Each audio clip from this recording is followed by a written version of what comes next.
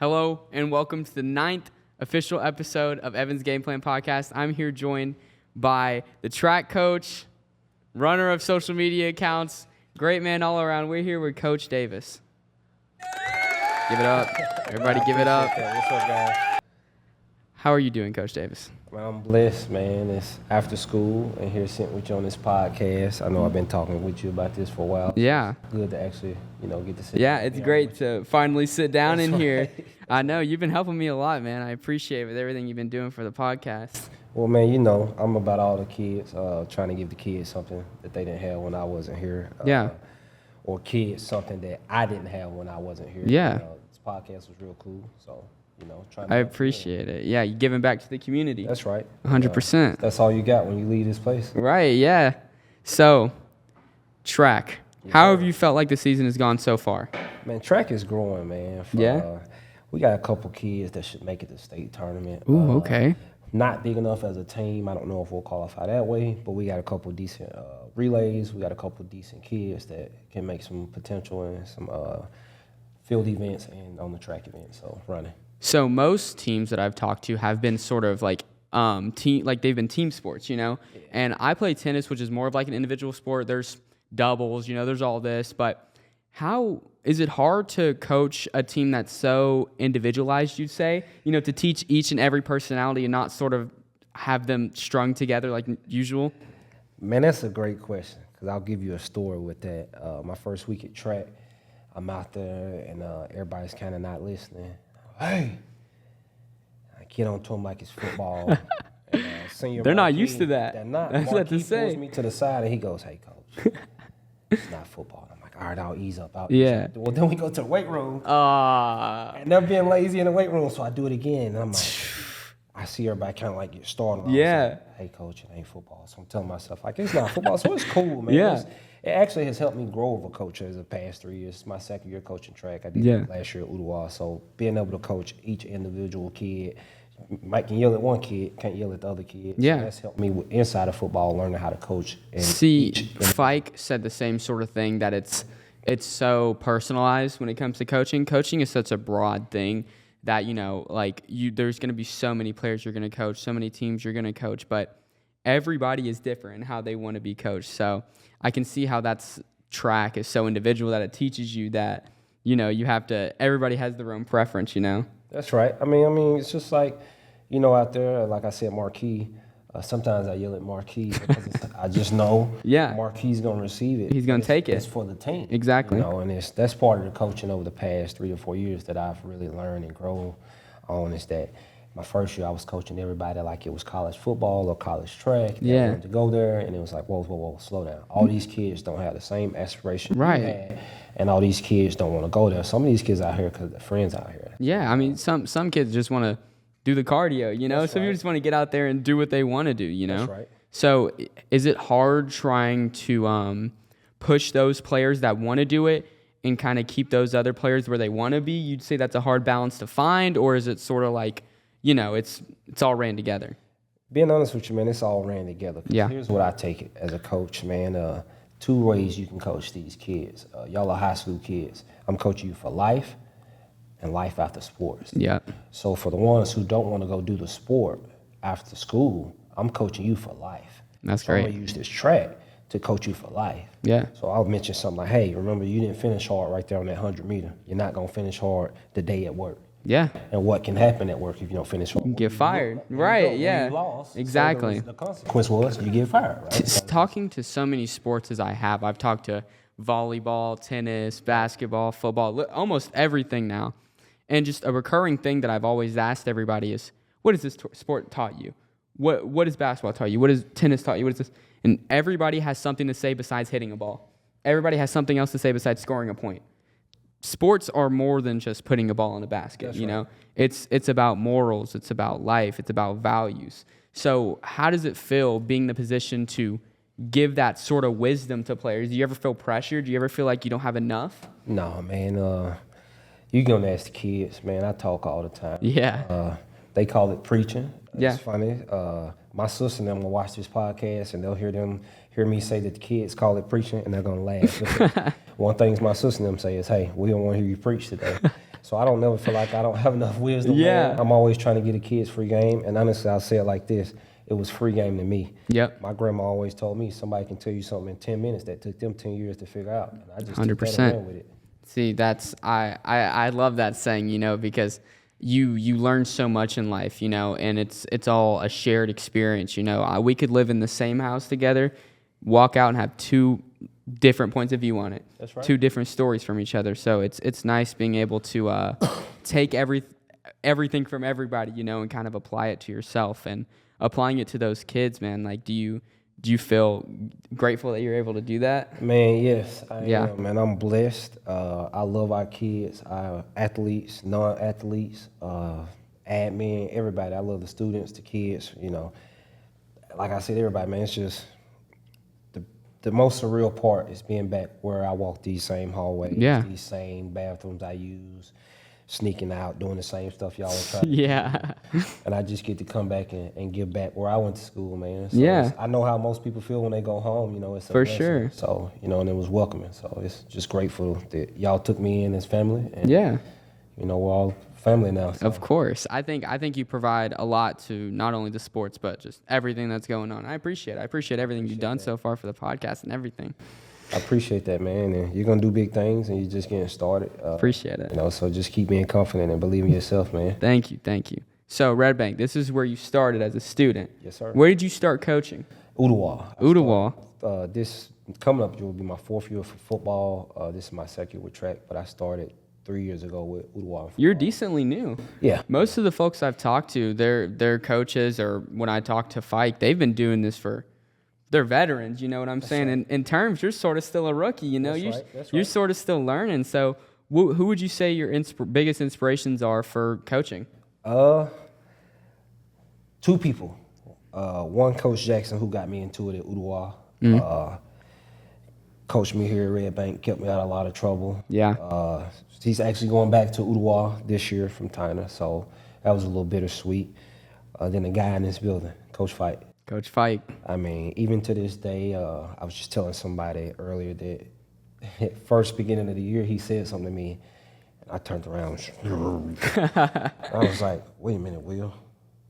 Still coaching player relationships. Yeah, So we're still yeah. kinda, you know, just appreciative of those two and just hold me accountable. Seeing holes in front of me, like, hey, you're about to walk into a hole. Yeah. Obviously, I jumped into some of those, like Yeah. being hard-headed, but those 2 guys have made a major impact on my life from coaching. I'll give you a few that, even though I'm not playing right now, but Coach Gatewood, Coach Ushery, Coach Manning at Ooltewah, Coach Rogers from Ooltewah. I mean, those guys still mentor me today. I don't think that, and here it is, young guys out there. I'm a young guy, 3 years in. I'm still getting coached by veteran coaches to Yeah. this day. So coaching doesn't stop when it comes to the kids. Not- They have to coach the coaches too. Not only like in coaching, you never stop learning. In life, you never stop learning, you know? So, I mean, coaching, I feel like prepares kids and the coaches to kind of prepare for that for life. You know, you're never going to stop learning. You're never going to stop coaching the coach. You know what I'm saying? You're never going to stop being able to learn things. Because, I mean, you're only 3 years in, 4 years in, but you're still learning a lot, you know? right. I mean, I it's hard for me to realize that sometimes, too, because I'm 17, you know? Sometimes I think I know everything, you know?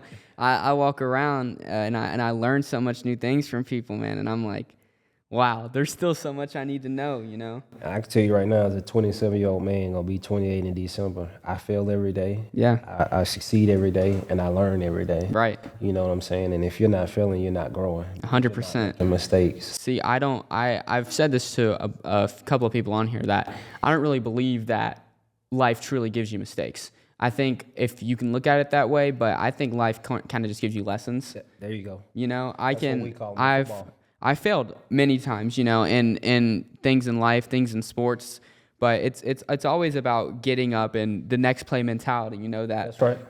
I apply it to sports, I apply it in life, you know, something can happen, but got to worry about the next shot, got to worry about the next play, got to worry about what you're doing next. So how would you say you apply that sort of mentality to track and football? Excuse me. But, you know, I like that because I'm glad you corrected me. We don't call them mistakes. Yeah. We call them lessons. I tell you, we 100%. learn lessons. Just with track and football, it's kind of different, right? Track, you get in the lane, You know, you run your part of the race, you're done. So in track, it's more, you know, you don't get a chance to have that next play mentality. Football's orchestrated. There you go. So football, it's a little harder in football because some of these guys want to make the play right then and there. Right. And then they don't think about it. Right. Play. So one of the things I'm doing right now in the spring as we're going on now is I'm checking up on all the guys like, hey, you all right? Yeah. So I'm trying to have next play mentality, and it starts with me. So as a coach, I've got to have next play mentality. 100%. And I'll just tell you right now that I brag on my kids and I get on them real hard. I've got to do a better job of bragging on them. Yeah. So they will have next play mentality, you know, and that starts with me just like, hey, come on, let's get going on the next play, next rep. And that's just something with the youth I got to learn. A lot of players and coaches, I've seen recently that a lot of things aren't gained usually through teaching. They're gained through experience, you know, and experiencing that with your players in a game or at practice or whatever. And that's going to teach them the most is that, you know, you see what this did to me, you see what this did to you, see what this did to the team, you know. You gotta be there next time, you know. Right. It's learn things. Some things can't be coached necessarily. I'd say from like I think things can be coached, but they can't be taught, sort of thing. You know, right. You can lead somebody through something, but a lot of things are learned through experience. You know, that's right. And I'll give you something on that. My first DC, I worked over on their Udoa, JD Dunbar. He'll never see this, for one. He'll never be. He's like Coach Gatewood. They are not on social media. But my first year, we get out there first game, and every play I'm like, next play, he went, hey, Coach, don't talk to him every play. Let him learn sometimes. Yeah. And to this day, now I tell myself, like, should I say something? No. Right. Don't learn. You think about that. You know what that guy said to you? You know what's going to be crazy? You're going to be that person for somebody one day. They're going to listen to what you said, and they're going to take it for the rest of their life. They're going to think about what they should say next. It's crazy how life goes full circle like that, you know? It just goes back to somebody can tell you something in 10 minutes. It took them 10 years to figure out. It comes like you have somebody, and then you're going to be somebody, and then they're going to be somebody. It's really crazy how it all works. That's right. So I know you started coaching at Udoa, but did you play any sports before that in high school? I did. I played football, basketball, and I played a little soccer my senior year. Okay. All at Red Bank? Yeah, all at Red Bank. So how did you like it? Honestly, man, my football, I didn't play my freshman year. Yeah. Had a little epilepsy scare. Thought I had it. Minor. Didn't play it. That's a seizure disorder for those who don't know. So I came back in, and I won't give the real story on how I played. Spill the beans on Coach Janot. But let's just say Coach Janot worked some magic to get me out there on the football field, and I love that. That's great. Obviously, my first 2 years of basketball, I didn't have Coach Fike. I had Coach Lasme. Yeah. It's a little different those first 2 years, but Coach Fike came in my junior year, turned the program around, and I loved it. 100%. I won more in my last 2 years of basketball than I did in my first 2 years. I won more in my junior year than I did in my first 2 years in basketball. See, that it's a good coach can change everything about a sport. That's right. So, do you feel a lot of pressure? I do. Yeah. Because I go home a lot, man. That's a good question. I go home a lot, and I self-evaluate. Yeah. Sometimes I self-evaluate way too much because I'm asking myself, like, I'll say something to a kid, and I'll see him get down on himself, and I'm like, man. I shouldn't have done that. Yeah. Then I come back the next day, and it's like, hey, what's up, Coach? Yeah. I was just thinking about this all night. You woke up happy. You know what I'm saying? Yeah. I get that. And I'll tell the kids, they'll come in and be doing that. I'm like, bro, I'm at home like losing sleep. Yeah. I thought I bothered you for real. Like, I'm at the, are you a good coach?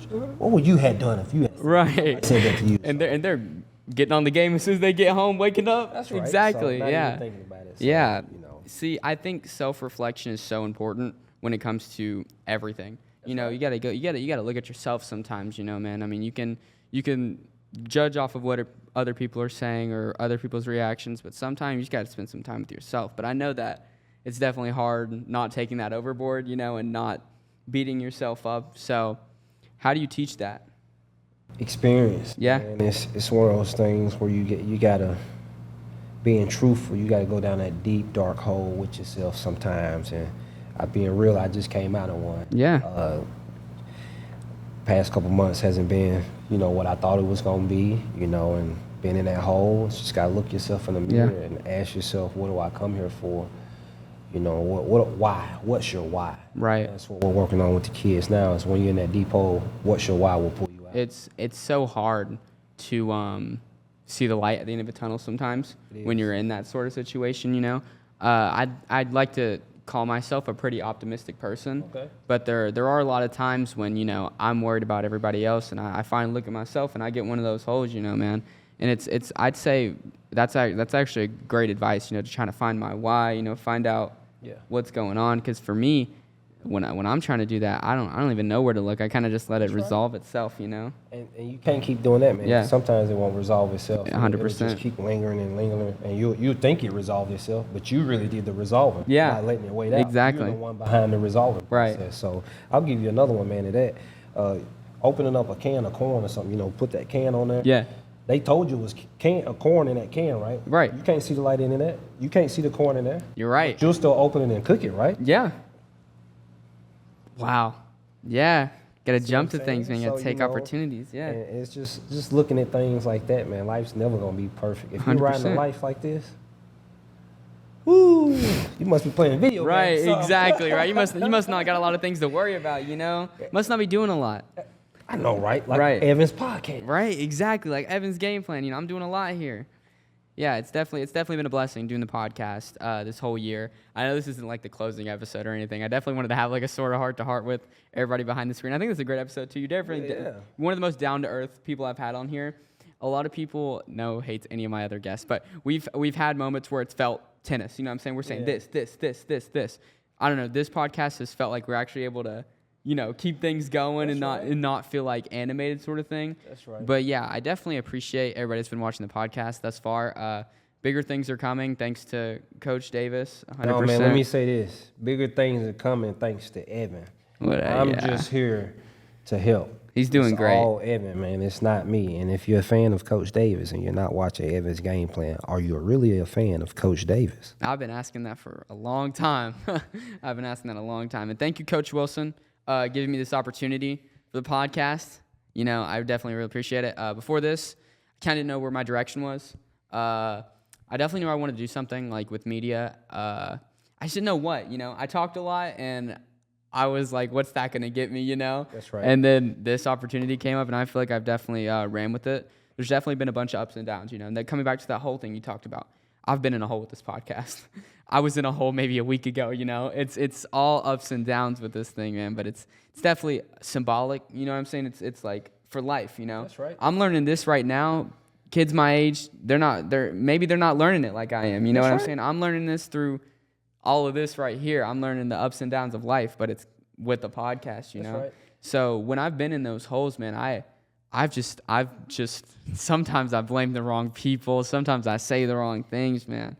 I'm trying to navigate it better. And that's what happens when you get in those holes, man. You start looking at other people. You start looking at everything in the hole. Yeah. I mean, let's just imagine if we drew a box over us right now. What would we do? If we were in a box right now, Yeah. we'd just be like, Right. We'd be like, well, and think about it. That's the hole. Yeah. When you get yourself in that box, what do? You start looking at every corner of the box. 100%, everything that's wrong. Self-reflect, you start looking at everything in the mirror. So after you've looked at like we get through that box, now we're looking at everything outside of the box. Yeah. So once we get through looking at ourselves, what do we want to do?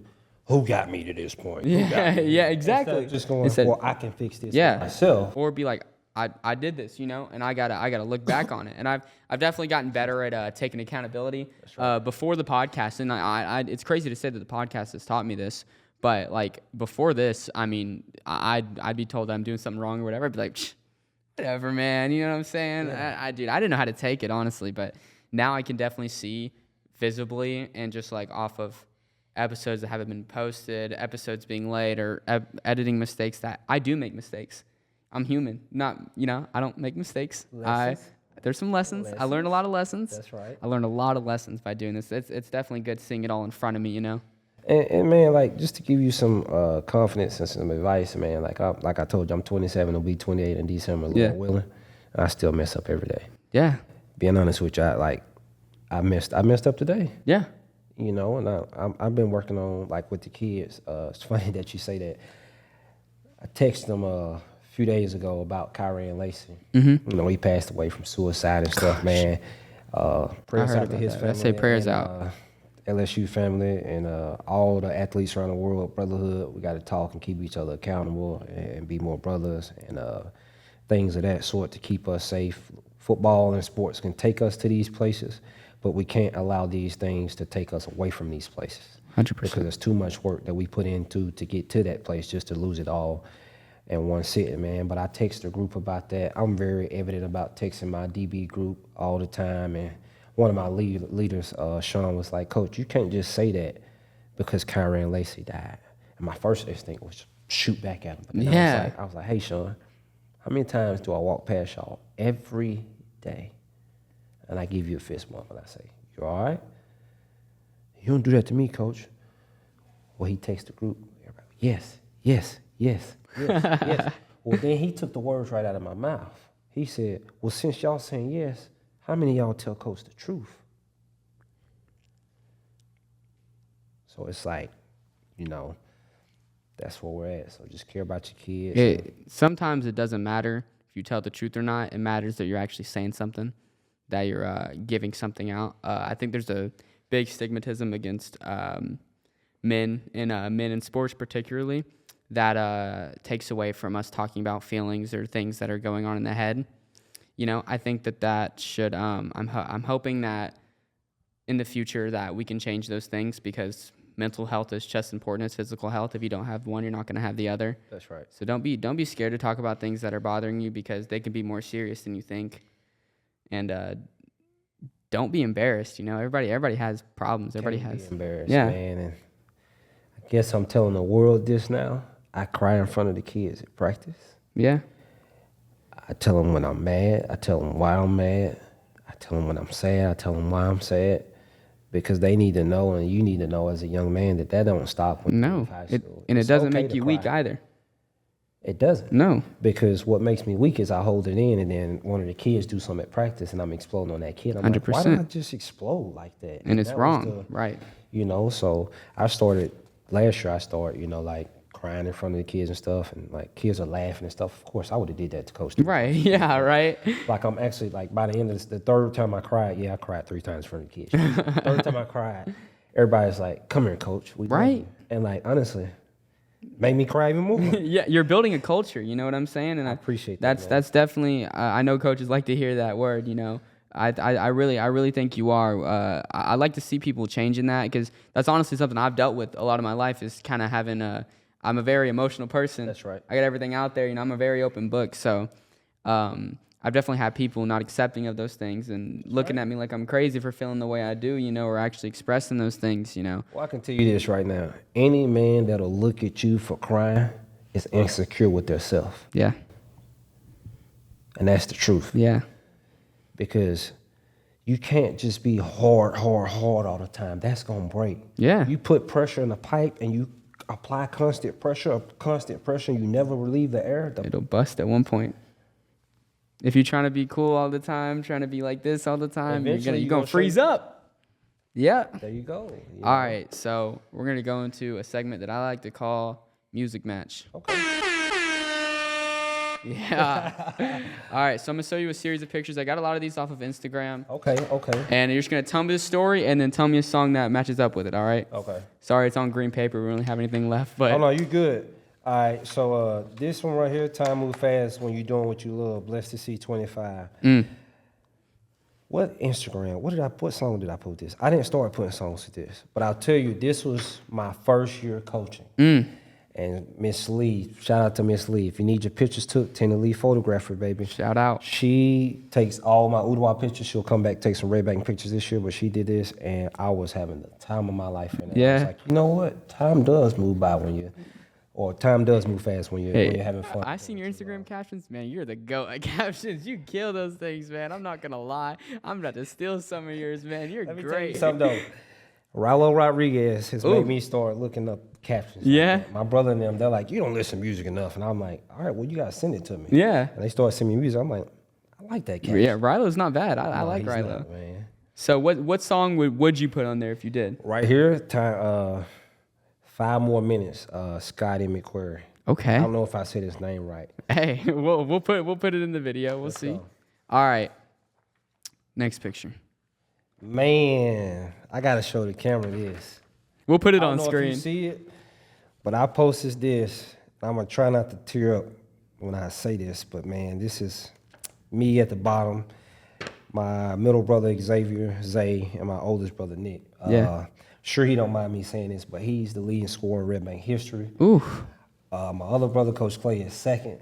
I forgot you and Coach Clay are brothers, man. He was incarcerated at this time, and he was my idol, man. And still to this day, you're my idol, dog. And just proud to see you out and doing good. And I just wanted to see my brother, soon. So yeah, man. I'm gonna wipe these. You're all right, man. You're all right. Hey, you're good. Man, I love my family, man. And that's great. That was that. 100%. So that was that, man. Hey, it takes a man to sit there and do that, man. Yeah, man. I respect you. About crying on camera. There it is. There's the tears falling. I respect you a lot, man. So if I had to put a song on this, though, I don't know if I could, man. Some things just don't deserve one, It's too good. This picture I don't think I could pick a song. It says it all. Yeah, I think it says enough. Oh, yeah. Oh, yeah. This was me tossing Josh Jackson the ball, and actually I'm going to use the song that I put in this caption. All right. Because here's the thing, I'll tell everybody this. I don't just post random captions and random songs. You can kind of go back and listen to my story about what I'm going through in life. My big cousin goes to coaches at UTC, Tyrus Ward. Okay. He says that social media is not actually who he is. It's just him telling you about his life. Yeah. So I took it as that. So I got how it feels, little baby, little Dirk up here. I can tell you right now, this was probably a shot at another team in the city. Oh, okay. So I'll have to see it. I'll have to listen to that. Yeah. See where I was going with But who's that talking about? That's right. So I'm serious though. You can go back and look. In the next one, I can see the next one. I'm grateful. I'm probably in that picture refereeing. Actually, I can see it. That's me refereeing with Isaac Ellis. They came to McCallie. I refereed that game at McCallie, and it was just grateful. Man, you're a man of many passions, man. Reffing. How do you like that? I didn't even write that down. I referee college basketball, man. Got a couple camps coming up here soon, and for all the kids watching, man. Refereeing pays a good money, dog. I'm just being real. Yeah. Man. I'm trying to tell everybody that there's more things out there that are doing stuff illegally that you can do. Right, 100%. I'm not perfect myself. I tried that way. That way wasn't for me. It's like there's different ways to make money, but yeah, man, I referee, I coach, I do little league sports, I train. So. Yeah, passion, dude. Yeah, and it's great. There's a lot of ways to make money, and there's good and there's bad ways to make money. But the best way to make money, in my opinion, is off your passion. That's right, man. And man, you got it. You got that pinpointed because you do ref and you do coach, you do social media accounts. It's like you're hustling your love. Man, and I love to hear you say hustling because man, that's what I was brought up of, and I'd be in trouble if I didn't mention my mama after mentioning my brother and them. So my mama actually taught me the way to hustle. She 4 kids, raised by herself, a single mom, all came through Red Bank, all successful right now. So shout out to you, Mama. I love you. Shout out. So we're going to be wrapping up here soon, Coach Davis. So what would you say your message to the youth is? Keep looking forward and don't let social media steer you too wrong. I could post on social media every day. Matter of fact, go check mine out. I look happy every day on Instagram, Coach Davis 423, or Red Bank Football, or Red Bank SMS. All of them. We got a link tree, but I mean, man, just don't let that steer you the wrong way because you can look happy on social media all the time and not be happy at home, and don't fall into just because you got money and all that stuff. People are still sad, man. So. Yeah. Find what makes you happy, yeah. That's right, and do what you love, like you said, man. This is not a job to me; it's my passion. So I come here every day, and it's just fun, and I love seeing you guys. And I took a day off this year, and I came to work. Nobody knows that I literally paid, put the time in. Excuse me. And I was sitting at home, and I was like, I'm going to work.